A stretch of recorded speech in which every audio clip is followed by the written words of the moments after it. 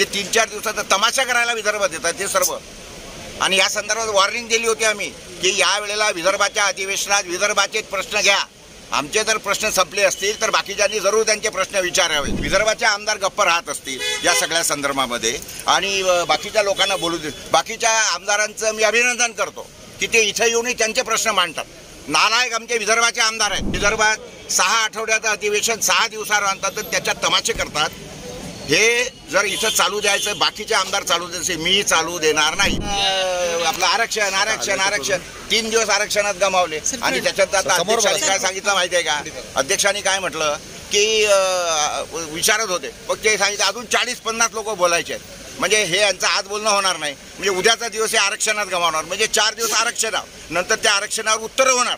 म्हणजे अख्खं अधिवेशन तुम्ही म्हणजे म्हणायला तुम्ही 14 दिवस, त्याच्यातले 4 रविवार गेले, सुट्ट्या गेल्या, म्हणजे 10 दिवस, आणि त्याच्यातले तुम्ही 4 दिवस कशात गमावणार? ह्याच्यात 2 दिवस गेले तुमचे शोक प्रस्तावात, म्हणजे 3-4 दिवसाचा तमाशा करायला विदर्भात येतात ते सर्व।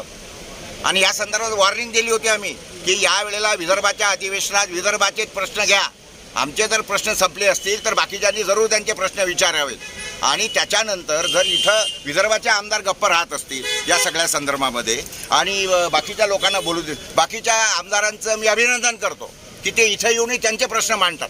नालायक आमचे विदर्भाचे आमदार आहेत, त्यांनी ह्याच्यावर मी त्यांना नालायक म्हटलं म्हणून माझ्यावर हक्कभंग दाखल करावा, मी फेस करायला तयार आहे। तुम्ही गॅलरीत गोंधळ नाही घातला। हे जेव्हा त्यांनी 40 नावं घेतलीत ना की अजून एवढे लोक बोलायचे आहेत आणि अपक्ष अजून वेगळे आहेत म्हणे, तर त्याच्यामुळे माझं म्हणजे तळपायची मस्तकात गेली की अजून म्हणजे याचा अर्थ हे 2 दिवस याच्यावर गमावणार आहे साधं सरळ। आणि मी अशी माहिती घेतली की अर्धे लोक निघून गेलेले आहेत तिथून ऑलरेडी विमानाच्या फ्लाईटनी। तुम्हाला थांबवण्यात काय आलं इथे?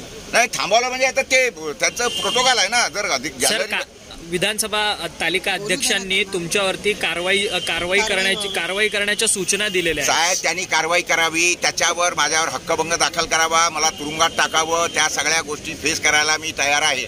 I don't care. मी याच्या अगोदरही अनेक हक्कभंग केले आहेत। मी आतापर्यंत 40 वेळेला तुरुंगात गेलो आहे, 6 वेळेला हातकड्या घातलेल्या आहेत, 200 दिवस तुरुंगात घालवलेला। I don't care. पब्लिक मी माझ्या व्यक्तिगत कामासाठी आलो नाही। मी शेतकऱ्यांच्या ज्या आत्महत्या सुरू आहेत, विदर्भात 14 आत्महत्या रोज होत आहेत, त्याच्यावर कोणी बोलायला तयार नाही। अवकाळी पावसाने एवढं नुकसान झालं त्याच्यावर कोणी बोलायला तयार नाही। फालतू प्रश्न इथं विचारतात। आले कशाला विदर्भामध्ये? विदर्भाच्या अधिवेशनामध्ये विदर्भात 6 आठवड्याचं अधिवेशन 6 दिवसावर आणतात तर त्याच्यात तमाशे करतात। हे जर इथं चालू द्यायचं, बाकीचे आमदार चालू द्यायचे, मी चालू देणार नाही। मी शेतकऱ्यांचा प्रतिनिधी म्हणून इथं आलो आहे आणि त्याच्यावर मी बोलतोय। या संदर्भात काही कारवाई झाल्या, याच्यावर किती माझ्यावर काय म्हणतो त्याला गुन्हे दाखल झाले, तुरुंगात टाकायचं असतं, मी त्यांना सांगितलं तुरुंगात टाकायचं, तुरुंगात टाका, मी जमानत घेणार नाही हेही सांगितलं।